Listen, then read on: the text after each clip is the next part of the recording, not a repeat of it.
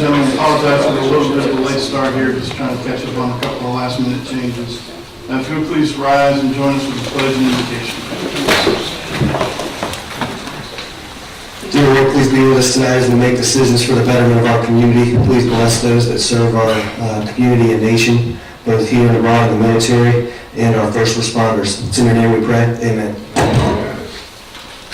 Allegiance to the flag of the United States of America and to the republic for which it stands, one nation, under God, indivisible, with liberty and justice for all.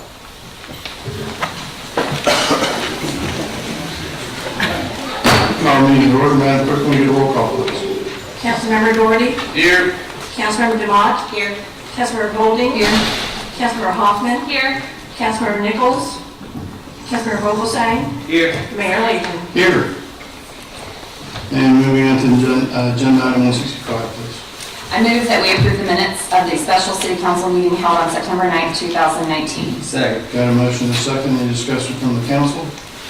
Seeing none, all in favor, please signify by saying aye. Aye. Any opposed? By your action, motion carries. 166. I move that we approve the minutes of the special city council meeting held on September 16th, 2019. Second. Got a motion and a second. Any discussion from the council? Seeing none, all in favor, please signify by saying aye. Aye. Any opposed? By your action, motion carried. 167. I move that we approve the minutes of the executive session of the city council held on September 16th, 2019. Second. Got a motion and a second. Any discussion from the council? Seeing none, all in favor, please signify by saying aye.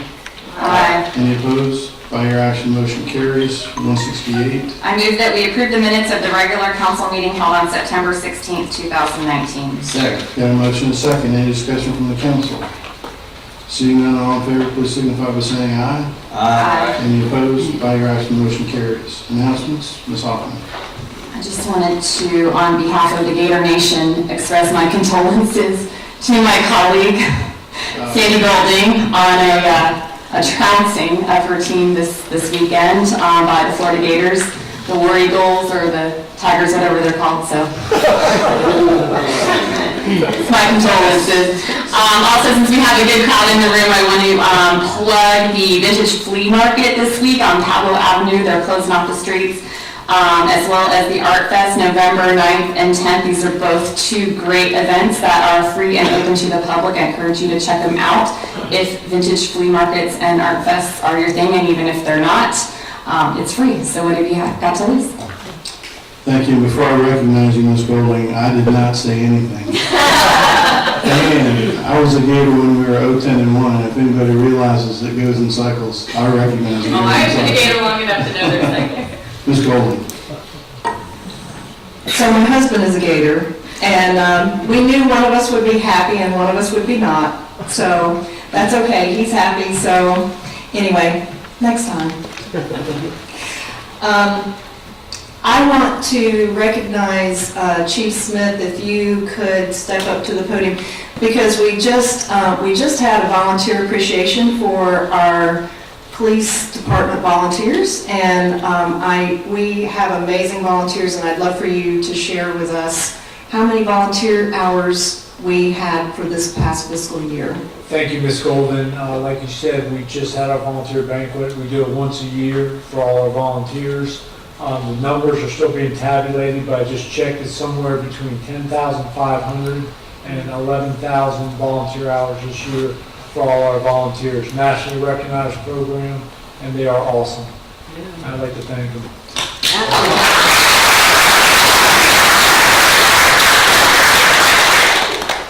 Ms. DeMont. Yes, thank you. This ditto with the volunteers in the CPAAA. This coming weekend is the last weekend for Players by the Sea. They are playing The Wiz. This is the last weekend. It's been sold out every weekend.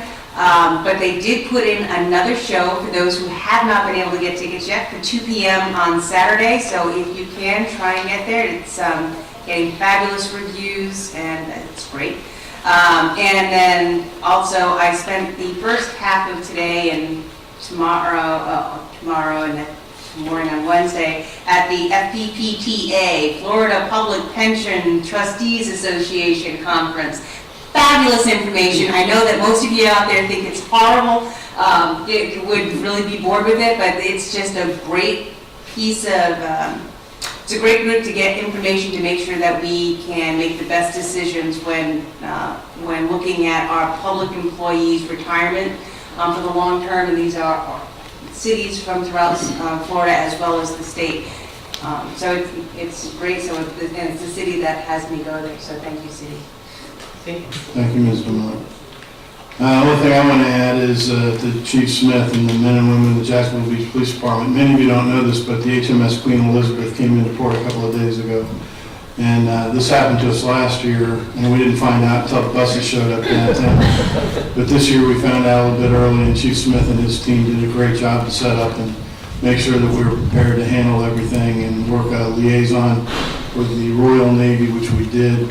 And I think it was very well handled. So Chief, to you and your staff, thank you very much. Thank you. Great job well done. They're not gone yet, but they're leaving on Friday, so hopefully the weekdays will be, knock on wood, pretty calm. So, well, thank you very much. Okay, courtesy of the floor, got several cards today. These are non-agenda items. First, Ms. Cheryl Carlton. Cheryl, if you come forward, give us your name and address, you'll have 3 minutes now. Hello, my name is Cheryl Carlton. I live at 2055 Lakeside Drive in West Beach, and we moved there about 23 years ago and raised our 3 children in our quiet, beautiful cul-de-sac. And it was ideal for us and our neighbors to enjoy an outdoor lifestyle because we were able to get out there on our road because it was closed. And now our road's open to cars, dump trucks, semi-trucks, delivery trucks to accommodate the neighbors that live on the other side of the gate while they reconstruct the Neptune Beach Bridge, which, you know, we understood that. And then we were told that our cul-de-sac would be permanently closed once the bridge was finished. And now we're hearing talk of some of the people that have moved in on the other side of our gate want the gate open permanently to have a shortcut through the neighborhood just to save time. So this really scares me and breaks my heart because this will change the whole dynamic of our neighborhood and our quality of life forever and for our neighbors and their children. So I'm hoping that we can fight for the gate to be closed permanently once the bridge is finished with the construction. Thank you. Thank you, ma'am. Before we, there's several cards here to address this topic. This is something we discussed in our council briefing beforehand. Just to put it to rest now, and you're still welcome to come up and talk. The city made a commitment that we would close that gate and use it for emergencies only when the King Street Bridge was completed, and that's our intention. Is to close that gate.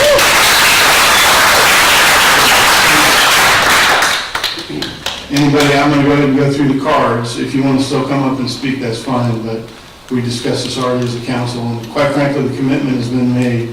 The other thing is, Ms. Carlton and others, I know Dave Pollavine is in the same group, and there's a couple more of you. You bought a cul-de-sac home, and it's not up to us to take that away from you for a little bit of convenience from the other folks, so that's our intent. Thank you. Thank you. Thank you. Yep. So that's done then. It's done. Okay, thank you. Cole Simpson, I'm good. Jacqueline Phillips, I'm good. You all gonna do what you say. okay. Brian Dooley. Doer, yeah, I'm good as well. I had a great humorous speech prepared, but Yeah, we're hungry for humor right here. Okay. Toby and Hayes Jackson, Yep. come on up, boys. they're the ones you gotta watch out for. All right. Thank you. Thank you. That's it?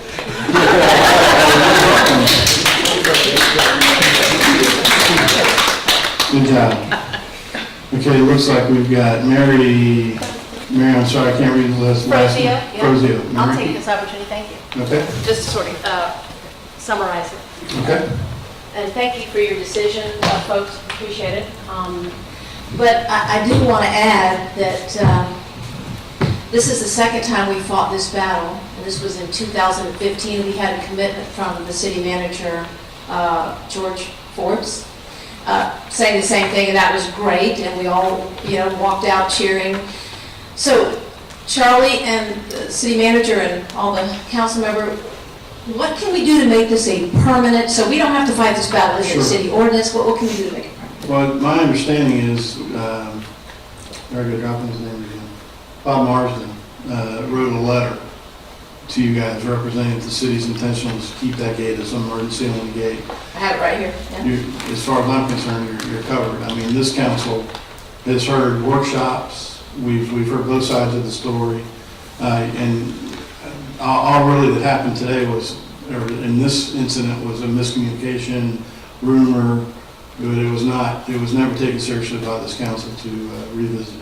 But can we put it to rest? Is there some way we can just finalize it, put it to rest? Is there an ordinance or something that we Any could suggestions? put into some sort of plat or, Change the deed. yeah, maybe put the restrictions on the deed? Yeah, the city manager just informed me since it's our property, we put a deed restriction on it, so we'll Very good. That would explore be that awesome. out. Thank you. Yes? No?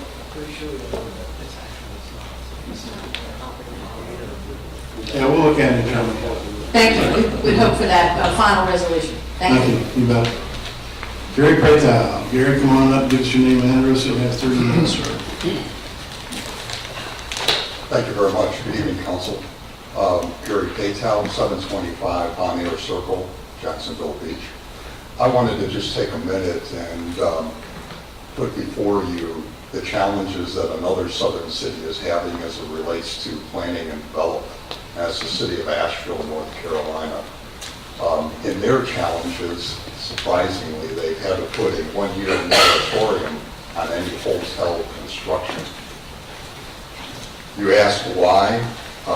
The city finds that it presently lacks a clear development strategy and needs to develop a set of review criteria that allows the city to account for the negative impacts of proposed hotel developments. What are those negative impacts?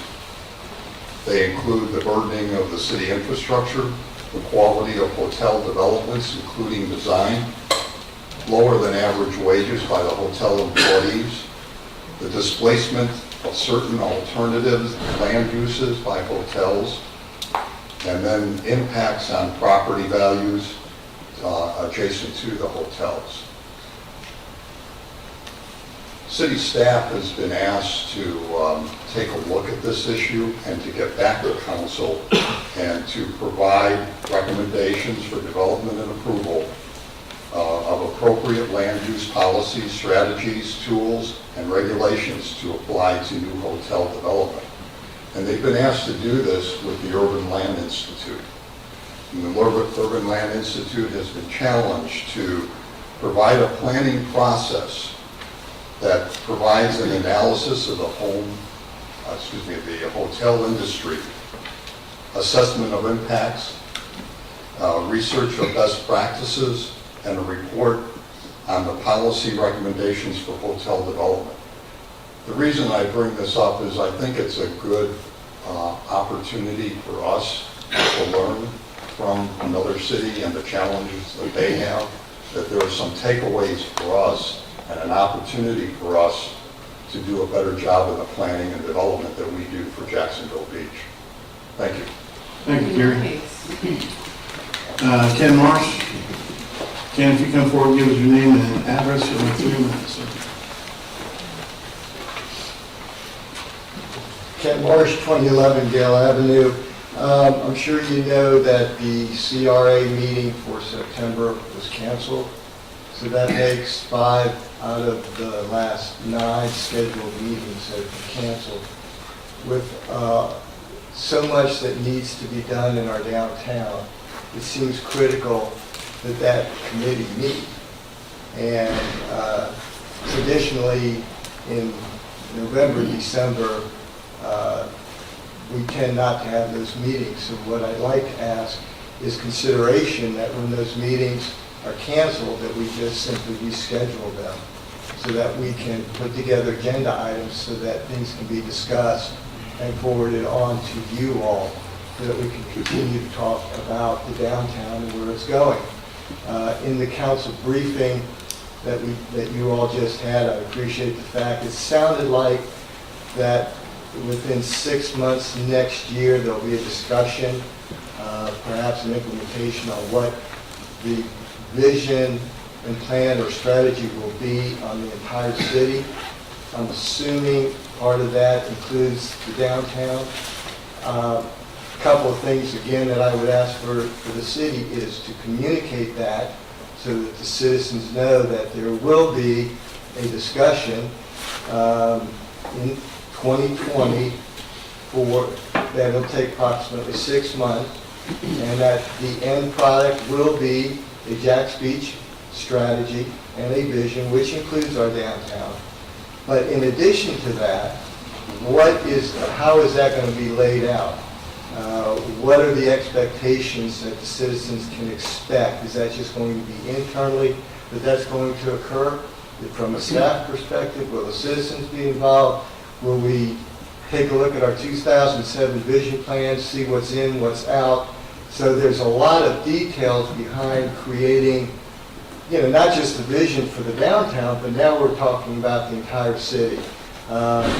So anyway, I would, 3 things to walk away from this particular thing is rescheduling the CRA meetings so that we have 12 meetings a year, that we communicate what and how we're going to go about on the downtown vision, and it looks like overall a strategy for the Jack's Beach area.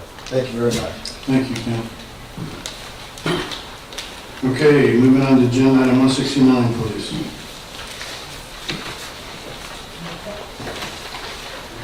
I move that we approve the employment agreement with Mr. Chris Ambrosio for the position of city attorney.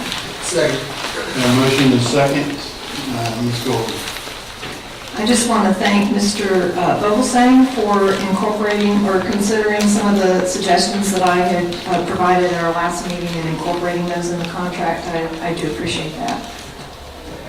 Thank you, ma'am. Ms. Dumont? Yes, I have a question on page 4. Under section 7B, it's referenced as 7B again within 7B. It looks like you meant 8B.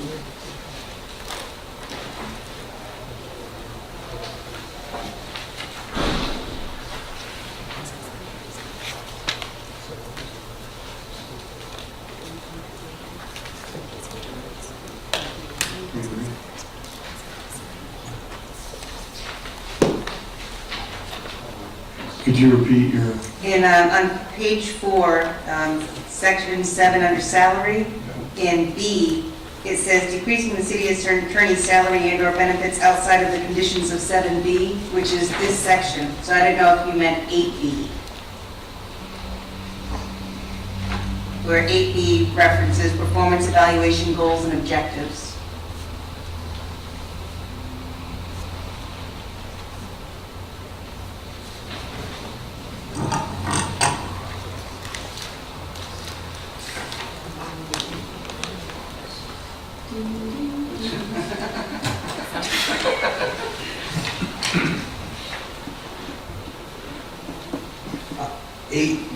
Does not reference salary decreasing, so that's why I don't think that that's what we're talking about. But 8B discusses the conditions. Yeah, let's go back to the Q protocol and the city manager's up. Yeah, this reference is actually correct. If you take a look at the first sentence in 7B, in particular, it says, Council shall consider the results of the performance evaluations outlined in section 8 below and guidelines applied to department heads in determining the amount of salary adjustment and benefit adjustment for the city attorney, whether an increase or decrease. So the example would be if the city found itself in a position of financial strife, another great recession, so to speak, and we did mandatory pay cuts across the board, That would be comparable with all other department directors, the city manager, and the city attorney.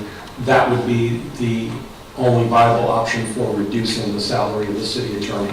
So if you did not do it in accordance with this section of 7B, then it's considered non-mutual consent, constitutes a breach of contract, etc. So that is the appropriate reference. And the other purpose of that is to keep his raises or decreases in line with all the other executive staff. You good? No, go ahead. On page 7, it's just a scrivener's error. Sign or circulate any petition. Missing space. And those are all my tabs for this item. So that was Scrivener. Repeat, if you would please, the Scrivener. Right above the number 7, you'll see Senor. So I figured Senor wasn't what you were going for there. Okay, so, Mr. Vogelsang, you have something to add? Just in further discussions with Mr. Ambrosio, his final date of employment has been moved up to October 15th, so he'll be done with Monroe County October 15th. I told him I'd let the council know, and as you can tell from the memo, he's excited to come work for us and is looking forward to the opportunity. So he'll be here ready to work at the, as discussed per the agreement. Thank you, sir. So we're going to put the motion on the floor with the Scrivener's error correction intended.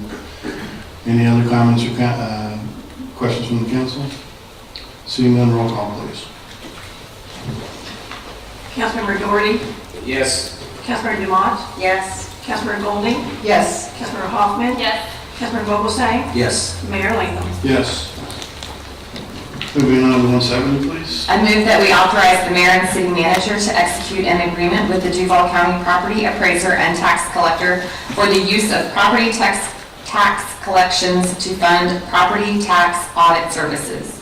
Second. Got a motion and a second. Mr. Stefano. The property appraiser on occasion has the ability to use outside auditing firms to try and find inconsistencies with reporting at the city of Jacksonville and county level. Back in 2016, they did this with homestead exemptions. They're asking us to participate again, this time to do a research of tangible personal property. Mr. Holland is actually here. He may want to say a word or two with regards to the program and answer any questions you may have about it. The Honorable Mr. Holland is recognized. How are you? Thank you, Mayor and council members. Jerry Holland, Duval County Property Appraisers, 231 East Forsyth. What we're coming to ask for an MOU is, as you know, in Duval County, we have 8 taxing districts. Jacksonville Beach being one of those 8 taxing districts. We are looking at using Tax Management Associates, the same company that did our homestead exemption compliance audits, which was very successful. I think it netted to Jacksonville Beach about $134,000. Countywide, they did over $2.5 million of recovery. As far as finding those, we do the liens, tax collector does the recovery. Right now, since 2015, we've actually liened about 2,600 taxpayers for over $15 million. So we believe by having this focus, as we did on homestead exemptions on TPP, that will get true reporting. As you know, tangible personal property is self-reported, which gives us way to sometimes of underreporting. And so they have the expertise to know in certain industries what it should be. Having done audits throughout the state and other states, we think it'll be helpful. When you do find someone who's underreported in tangible personal property, you're able to, are allowed to by law to lien them up to 3 years if they've been underreporting. That is the portion in which they share in the revenue that the taxing districts collect. And so they share a portion of that. But going forward, when the now new value is established, the taxing districts gets the full benefit. So they only really are finding something that has not been found. We recover it, and they don't get paid anything unless we've actually recovered the money. So we think it's something that, one, will help both people to encourage them to fully report, as well as finding those who have not been reporting. And so we come to you asking this memo of understanding so that we can enter in a contract for 2 years with Tax Management Associates. Jerry, would you mind sticking by there for just a minute? Sure. Thank you. Ms. Dumont? Thank you. Could you give a hypothetical with when we're talking about tangible property, just for the general public, as well as how would you go about, or how would the company that you hired go about assessing? Okay, one is, understand real property is the counter to tangible personal property. Real property is all the land, all the buildings attached to the property. Tangible personal property can be everything in a business, from, if this was a business here, the table and chairs, the computers. In restaurants, it's the restaurant equipment. In manufacturing, it's manufacturing equipment. It's the shelving in a supermarket. It's the cash registers. It's everything that's not real property is tangible personal property. It's reported on everything that's not homesteaded. Those properties that are rented out, even residential properties rented out, have to file a tangible personal property report. Now, in the state of Florida, there is an exemption up to the first $25,000 in value. There's about 17, almost 1,800 TPP accounts in Jacksonville Beach. About half of them are under the 25,000 threshold, which is normally common across the board. There's about 33,000 accounts in Duval County total. So the TPP is the assets inside the real estate, the real property that, again, it depreciates. They have to report on it each year, and it's self-reported. Thank you. And how do, so the assessors would go into the business? What they will do, tax management associates, will, how they randomly access or select the TPP accounts for audit. Some is through an algorithm of the typical type of industries that may underreport or type of businesses. Then they random select those. Then they have the ability to go in and say, here's your report that you reported. We want to audit that. We want to see if there's any additional that you didn't report.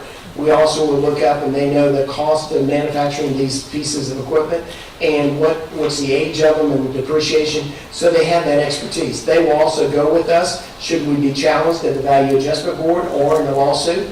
They will actually go with us and defend that also. And before, they do not place the lien. It is something that is done by the property appraiser office. So again, if we don't feel their information, just like in the same thing with a homestead compliance issue, if we don't feel that it's got enough data to substantiate it, we won't go forward on it.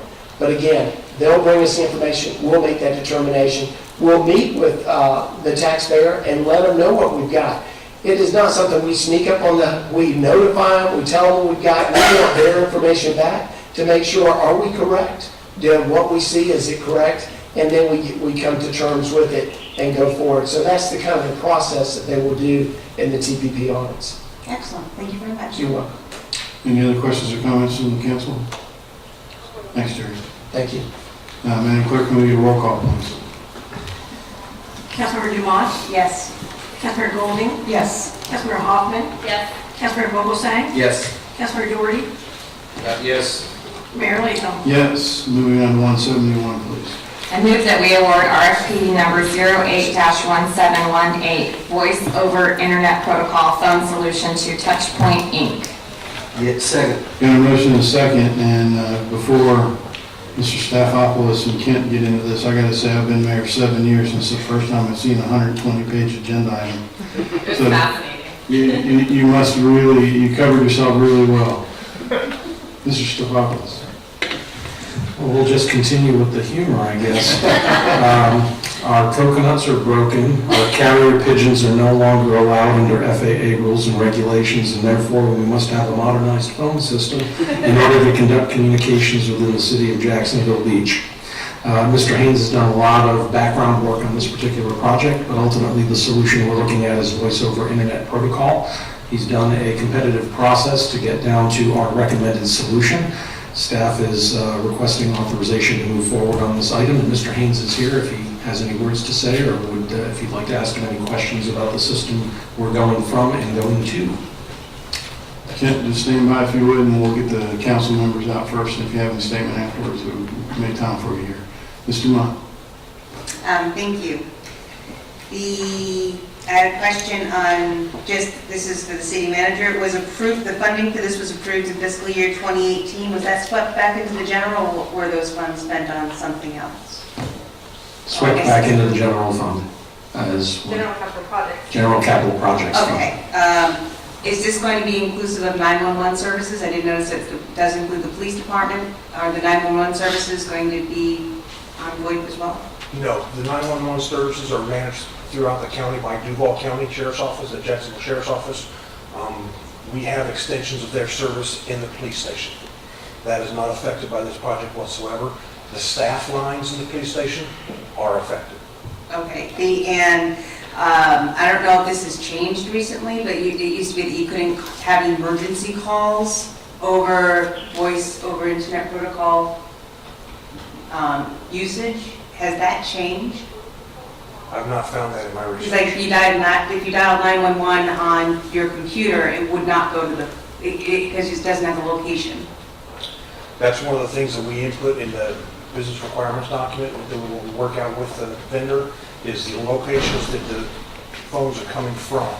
If they're on a computer or if they're on a hard phone on a desktop, we have to say what address they're coming from and what room number they're coming from.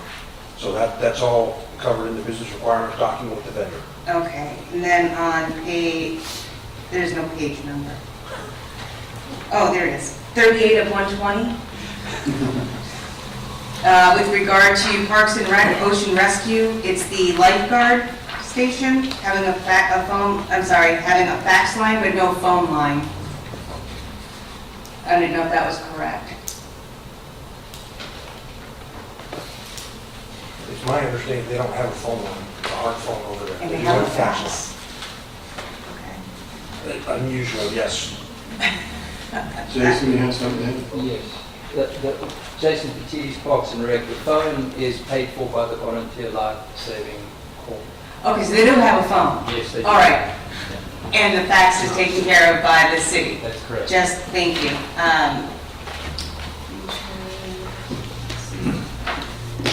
That was something else. And this is only going to be the landlines, correct? We are not addressing the cell phones in this contract at all. That tab's for the next section. That's all, thank you. Thank you, ma'am. Ms. Golden. On page 2 of the memorandum, it, in the annual maintenance costs, it has a note that says no increase for the first 3 years. Thereafter, increase is limited to 3% annually.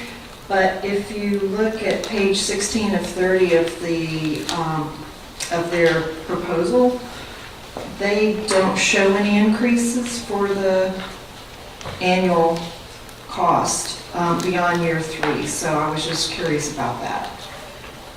We had asked for no increase for a period of at least 3 years. They came back and said there'd be no increase for 5. They have no increase for 10. Well, it's a 5-year agreement. Oh, Initially. okay, okay. All right, thank you. Anyone else? Thanks, Ken. Madam Clerk, may we roll call, please? Councilmember Golding? Yes. Councilmember Hoffman? Yes. Councilmember Vogelsang? Yes. Councilmember Doherty? Yes. Councilmember Dumont? Yes. Mayor Latham? Yes. 172, please. I move that we authorize the city manager to sign an agreement with ChargePoint, Inc. for services to support 2 level 2 plug-in electric vehicle charging stations installed in downtown area public parking lots. Second. Got a motion, second, Mr. Stefopoulos. This is the authorization to activate the 2 electric charging stations that have already been installed but have not yet been turned on. Ms. Golden. I just had a question about maintenance and repairs. I didn't see anything that spoke to that specifically, but maybe I just missed it. I'm assuming that... They won't break it. I'm sorry? The company that's, first off, these were provided at zero cost to the city through the North Florida Transportation Organization. It's to try to reduce vehicle emissions and encourage electric charge vehicles. Under that contract, we are not responsible for any maintenance or upkeep or the license to get on their network. EVgo has a network that they put out that actually just tells people where they are regionally, because the big thing is range anxiety with these cars. People don't want to embark on any trip more than going down the street because they're worried about where their next charge is. So beyond 2 years, we will be responsible for maintaining the equipment if it does need it, and we will also at that point charge, I think it's actually about $500 a year subscription, because in addition to providing that map service for everybody in the city, it also pushes regular software updates for their equipment. But it's my experience and our experience with the ones that are first installed down at the TPO offices downtown, and then they've had minimal to no maintenance requirement. But we would be responsible for it as a city after a year or two. Thank you. Yes, ma'am. Thank you, ma'am. Ms. Dumont. Thank you. This is in addition to the two in Latham Plaza, and the two in Latham Plaza are a different company. Yes, ma'am. That's a high-end fast charge. It's a lot quicker. A lot of people will park there for full vehicle charge. It's a higher capacity. These are 220, 240 volt, but they do a more of just a convenience charge. If you're there for an hour or two, it'll get you 20 minutes or half an hour on your charge. And to anticipate the next question, no, you cannot charge golf carts on these because they're 220 and 240 volt systems. Didn't even think of No, not you, but that's the question I anticipated being asked. I do have a follow-up question though, not golf cart. Yes, ma'am. Have you done any kind of an assessment of usage to date? How often are the ones that we have in Latham Plaza being used? No, ma'am, I have not, but in addition to the ones that we have publicly in Latham Plaza, actually, is that on here? Do you got any data on the usage? Very little, very little. Mine's anecdotal, but I'll back that up, but occasionally I see 2 or 3 vehicles that are there on a semi-regular basis. But we also have a little bit of, if you want to call it competition, Sunny Geeka over at Sheraton 4 Points has at least a 2-station charger. Okay, so and the reason why I asked that is because if you're going to have these spots, we're going to be taking up regular parking spots. You won't have regular cars parking there. So that's something that we might want to consider if they're not going to be used a lot. But then after 2 years, we can withdraw from the contract. Is it 2 years? Yes, ma'am. Okay, that's it. Thank you. Thank you, ma'am. Anyone else? Thanks, Bill. Madam Clerk, will you roll call, please? Councilmember Hoffman? Yes. Councilmember Vogelsang? Yes. Councilmember Doherty?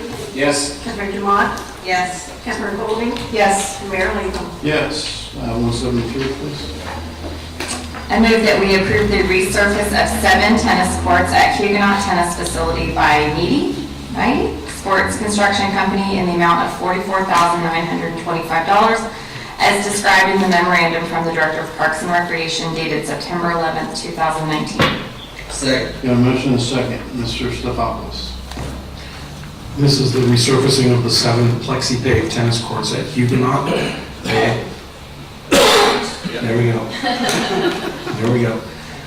Mr. Fatides here is here to speak on this particular issue, but effectively there's a National Cooperative Purchasing Alliance through which we are doing the acquisition of the firm to redo the courts. You'll see from the diagram it's actually a multi-layer surface of which the first couple of surface layers are being redone. The bottom layer is basically staying the way it is. But this should give us new surfaces on the tennis courts for the next 8 to 10 years going forward. Thank you, sir. Mr. Doherty? Yeah, I just want to get a quick update on what was commonly known as the Harry Royal Court. The council put money aside last year for an extra court down here, and it's, I believe now has that changed? Are we going ahead with that, or we're not putting another court in? Jason Fatides, Parks and Recreation. We are assessing that. At the time, we got some pushback because public were led to believe that we were going to do away with the basketball court. We've done our own analysis. We're actually still continuing to look at the usage, and surprised by the results. There's a lot of usage on that basketball court, so we need to do an assessment as to where to put the basketball court. The need for the 8th court is still there, and the funds are still available. We will push forward once we have, a workable plan that doesn't impact the footprint of the park. Okay, so this is just for the existing courts that are there? That's just correct. resurfacing them? Yes. Okay, thank you. Thank you, sir. Anyone else? Thanks, Jason. Madam Clerk, can we get a roll call, please? Councilmember Vogelsang? Yes. Councilmember Doherty? Yes. Councilmember Demotte, Yes. Councilmember Golding, Yes. Councilmember Hoffman, Yes. Mayor Latham. Yes. And 74, please. I move that we approve the city manager's authorization for the emergency point repair of the partially collapsed 10-inch cast iron sanitary sewer main and site work restoration on 3rd Street North between 11th and 12th Avenue North. Second. Got a motion and a second, Mr. Stepopoulos. Anytime we have a collapsed pipe under a section of A1A, we are not going to wait to get authorization to fix it. We're going to fix it before it actually destroys travel lanes. In this particular instance, it happened in the median, which was good. Public Works has already done the emergency repair, and we are seeking after-the-fact authorization. Public Works is here if you have any questions for that. Thank you, sir. Any comments or questions from the council? Ms. Dumont? I just have a basic question. This isn't the first collapse of a public pipe that's happened. Are we looking at similar pipes that were similar, installed at a similar time and inspecting those to see if there are going to be collapses? I wouldn't want somebody driving over one and they collapse on them. Yeah. Yes, this particular pipe was... Marty, you need to start with your name, please. Marty Mortero, City Engineer, Public Works Department. The pipe that the memo refers to is the 10-inch line between 11th and 12th Avenue North. That's where the break was, and subsequent to that, Chuck Hernan had the subcontractor line the two upstream ends, so we got pretty much 3 sections of pipe that are lined now. So do we know when this was installed, was it part of a larger project? And have we checked the pipes that were involved with that larger project? I know when we get the GIS stuff up and going, eventually Right. we'll be able to see when pipes were installed and we can fix them before they break. Yes. But until then, so it's a little bit more manual. Yes, this pipe was put in 1981, so it's like 40-some years old. And so that's what Chuck Hernan and his people go out there and TV lines on an annual basis and look for problem areas, and then that's when we try to line them before something like this happens. Okay, thank you. Thank you, ma'am. Mr. Stepopoulos? Just for the benefit of the council, a lot of times when you have a cast iron pipe, the deterioration is because of hydrogen sulfide gas. It doesn't necessarily mean that the age of the pipe is the end-all be-all as to when it needs to be replaced. It's where the hydrogen sulfide gas pockets may be accumulating within your system. So you may have one section of pipe 40 years old that looks pretty good, and another one just a block or two away that looks really bad. That's why we have to go through and televise them all. Yes. Thank you, sir. Any last comments or questions from the council? Seeing none, roll call, please. Councilmember Doherty, Yes. Councilmember Demotte, Yes. Councilmember Golding, Yes. Councilmember Hoffman, Yes. Councilmember Vogelsang, Yes. Mayor Latham. Yes. Madam Clerk, please read resolution number 2039-2019 by title only, please. A resolution of Beaches Energy Services Florida approving the form and content of the third amended and restated interlocal agreement dated as of March 25th, 2011, authorizing the execution of the assumption agreement and the gas services agreement, and authorizing the delivery of such instruments to Florida Gas Utility, providing for the making of payments pursuant to gas services agreement, appointing a director and alternate director to serve on the board of directors of the Florida Gas Utility, and making certain covenants in conjunction therewith, providing certain authorizations, providing an effective date, and providing certain other details respect thereto. I move that we adopt resolution 2039-2019, authorizing the mayor to execute an interlocal agreement between the city of Jacksonville Beach and Florida Gas Utility. Second. You have a motion and a second, Mr. Stepopoulos. This is actually a strategic move by Beaches Energy to join Florida Gas Utility in a partnership whereby they can provide additional resources and benefits to us going forward. Here to speak a little bit about it is Alan Putnam, Beaches Energy Director. Alan Putnam, Director of Beaches Energy.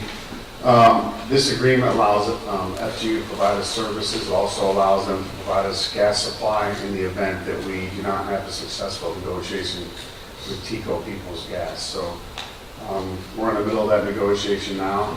This will also help us if we ever decided that we wanted to become our own gas utility and run it ourselves. So They provide valuable resources. They have a lot of years of experience. They can help us contract different pieces of it out if we so choose. It's just a good move for us. It'll actually, right now, the way I've analyzed our offers to date, just by moving our gas service, our gas supply service, and then we would save approximately $300,000 a year. So, How much? $300,000. Thank you. No, Ms. Golden. Alan, is there anything specifically that you're wanting to do besides the gas savings? I mean, as far as services, are there some services that you're planning to use of theirs in the near future? So that's going to be part of our strategic planning process going forward. I mean, at some point in the future, we've always discussed the fact that we'd like to have Beaches Energy employees servicing Beaches Energy natural gas customers, so they can help us get to that place. Thank you. Any other questions or comments from the council? Thanks, Alan. Madam Clerk, get a roll call, please. Councilmember Dumont? Yes. Councilmember Golding? Yes. Councilmember Hoffman? Yes. Councilmember Vogelsang? Yes. Councilmember Doherty? Yes. Mayor Latham? Yes. Madam Clerk, please read resolution number 2040-2019 by title only, please. A resolution revising electric rates for Beaches Energy Services. I move that we adopt resolution number 2040-2019, revising the electric rates for Beaches Energy Services. Second. Motion and second, Mr. Stefopoulos. I believe you all got an email about a month and a half or so ago that we're going to be making some rate changes. This will effectively finalize those rate changes. We are basically increasing the base charge by 2 per kilowatt hour, but are also reducing the bulk power cost adjustment by 3. So a net $1 reduction on everybody's monthly bill. I believe Ms. Gossett, if she wants to talk a little bit more about how that positions us, or if you're here to answer any questions. Ashley, anything to add, or you want to stand by for questions? I'll stand by for questions. Okay, thank you. Any comments or questions from the council? My only question is, what does this do, Alan, over the last how many years we've reduced how many? It's always a nice thing to be able to tell people. $28 $28 over how many years? since March 2010. That's pretty impressive. Okay, thank you. Madam Clerk, can we get a roll call, please? Councilmember Golding? Yes. Councilmember Hoffman? Yes. Councilmember Vogelsang? Yes. Councilmember Doherty? Yes. Councilmember Dumont? Yes. Mayor Latham? Yes. And we're shifting gears here.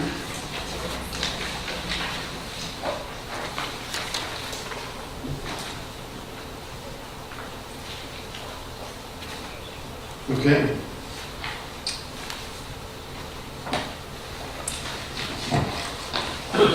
Madam Clerk, please read ordinance number 2019-8116, first reading, public hearing by title only, please. Wait a minute.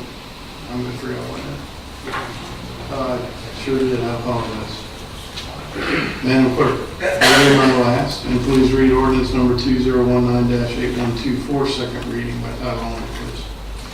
An ordinance of the City of Jacksonville Beach, Florida, amending employee benefits and leave policy, providing for an additional paid holiday, providing for findings, providing for severability, providing for repeal of conflicting ordinances, and providing for an effective date. I move that we adopt ordinance number 2019-8124, amending employee benefits and leave policy to provide Christmas Eve as an official paid holiday observed by the city. Second. Got a motion and a second. Is there any further discussion needed about this? So you remember that one?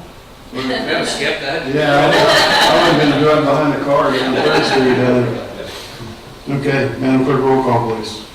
Councilmember Hoffman? Yes. Councilmember Vogelsang? Yes. Councilmember Doherty? Yes. Councilmember Dumont? Yes. Councilmember Golding? Yes. Mayor Latham? Yes. Now, Madam Clerk, could you please read ordinance number 2019-8116, first reading, public hearing by title only. An ordinance amending Chapter 4, alcoholic beverages of the Code of Ordinances of the City of Jacksonville Beach, Florida, amending Section 4-2, prohibited hours of sale, consumption, and service, providing for required security measures, providing for enhanced penalties, providing for the repeal of all ordinances in conflict with this ordinance, providing for severability, providing for codification, and providing for an effective date and for all other purposes. Okay, this ordinance would be under the amendment for the Land Development Code and is before the council for a public hearing and consideration of its first reading. Under the laws of the state of Florida, an ordinance which changes the actual list of permitted, conditional, or prohibited uses within the zoning category, or which otherwise changes the text of the Land Development Code is a quasi-legislative proceeding. Quasi-legislative proceeding means that the governing body is acting in a rulemaking capacity. It is the duty of the council to arrive at sound decisions regarding the use of the property within the city. This includes receiving citizen input regarding to the proposed uses within a zoning category. The application has been reviewed by staff and the Planning Commission for consistency with other portions of the Land Development Code and the Comprehensive Plan. Council may hear from all interested parties in the legislative determination of the amendment to the text of the Land Development Code. The council's decision on the text amendment application is based on criteria set forth in section 34-211 of the Land Development Code. Each member of the council has been provided a copy of the criteria. I'll now open the public hearing for ordinance number 2019-8116. And we have one speaker card today, and that's for Ms. Janelle, the Honorable Janelle Wilson. If you come forward, give us your name and address, you will have 3 minutes, ma'am. Thank you, and my name is Janelle Wilson, 2014 South Ocean Front, and I would like to thank you for addressing most all of my issues with this bill, this ordinance. The only one little thing that left on it that I am concerned about is if a restaurant owner has violations and their license is suspended, then that stays with the property. I don't mind the property owner having to sign for the permit, but if the property owner has his license revoked, that after-hours license, then that goes with the property for 12 months. Is that correct? Yes. That's my understanding. That's my understanding. So if that business closes down, moves out of that property owner rents to someone new, that new person cannot get the late night permit. Is that correct? That's correct. So that's my objection to that. Otherwise, you've addressed most of the other issues, and thank you very much for that. Thank you very much. Is there anybody here that didn't fill out a card that would like to speak on this issue? Okay, we're going to close the public hearing. And before requesting a motion on the ordinance, beginning with myself, each of the members is requested to indicate for the record both the names of persons and the substance of any ex parte communications regarding this application. Ex parte communication refers to any meeting or discussion with a person or a citizen who may have an interest in this decision, which occurred outside of the public hearing process. I did receive an email from Ms. Wilson, and it contained exactly what she discussed this evening. And Ms. Dumont? Same email from Ms. Wilson about property owners, and also about it being citywide, grandfathering in, and the possibility that this might discourage new business from living in Jacksonville Beach. I received the same email. I wrote her back briefly, just saying that that issue has been discussed at workshop and discussed what was discussed at workshop and the reason for that being in the ordinance. And that was a reply via email the same day we received it. Thank you. I received the same email from Ms. Wilson. I received the same email from Ms. Wilson. I received the same email from Ms. Wilson, and I replied with some clarification, response, or answers to her concerns as well. Okay, thank you. Before opening the floor for discussions or questions by the council, please be reminded that our decision will be based on criteria set forth in the Land Development Code, staff's report, the recommendation of the Planning Commission, and public input at all hearings. This time I'm going to open the floor to the council. And I don't see any lights on. I will say that, yeah, we do want a motion. Thank you. I move that we adopt ordinance 2019-8116, amending section 4-2, prohibited hours of sale, consumption, and service of chapter 4, alcoholic beverages of the Code of Ordinances of the City of Jacksonville Beach, Florida. Second. Got a motion, a second. Thank you, Ms. Hoffman. My only comment is just that Ms. Wilson, I thought very long and hard of all the things you'd mentioned, and I feel pretty strongly, as I know a couple of others do based on our previous discussions, that it kind of puts the business owner in a position that they have a vested interest in the license and making sure that the tenant complies accordingly. So I didn't respond to that to you, but I just did, so. Ms. Golden? I just had one comment, and I wanted to suggest maybe considering a little bit of a revision to some wording on page 8 of 10, where it's talking about, it's under section D, action by the special magistrate, and then 1 talks about the first finding by the special magistrate, and 2 says a second finding by the special magistrate, and 3 says subsequent findings of violations occurring within 1 year. And I guess my concern was that maybe it needed to be a little more clear that it be third and subsequent findings, just for clarity purposes. So I wanted to put that out there. City Attorney? Certainly, I think subsequent does mean all subsequent to second, but I understand your concern, and it can be clarified simply by adding a third and to the beginning of that sentence. After whether that's the direction of council. So I'd like to move that we amend number 3 of whatever that section is to add a third and subsequent findings. Second. Got a motion and a second on the floor. Floor is open for discussion. Seeing none, roll call, please. Councilmember Vogelsang? We're voting on the amendment. 1 minute for me to read that, please. Okay.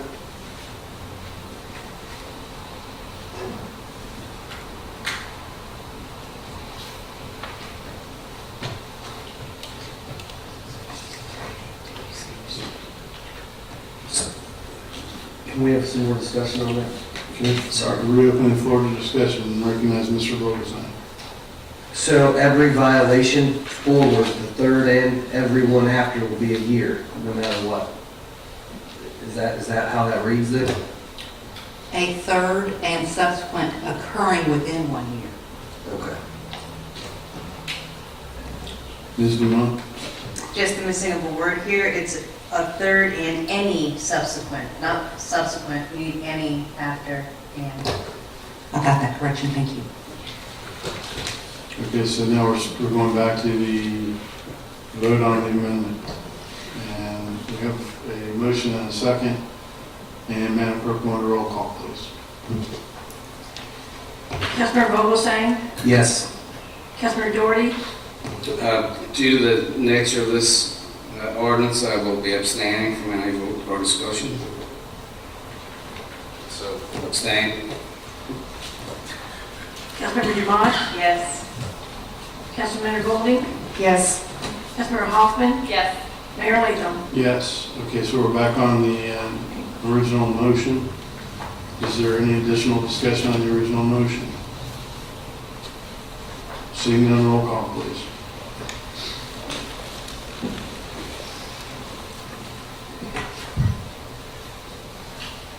Councilmember Dumont? Yes. Councilmember Golding? Yes. Councilmember Hoffman? Yes. Councilmember Vogelsang? Yes. And for clarity, for the record, Councilmember Doherty, are you still speaking? Abstain, yes. Thank you. And Mayor Latham? Yes. And ladies and gentlemen, that concludes our meeting this evening. This meeting is adjourned. Have a great evening.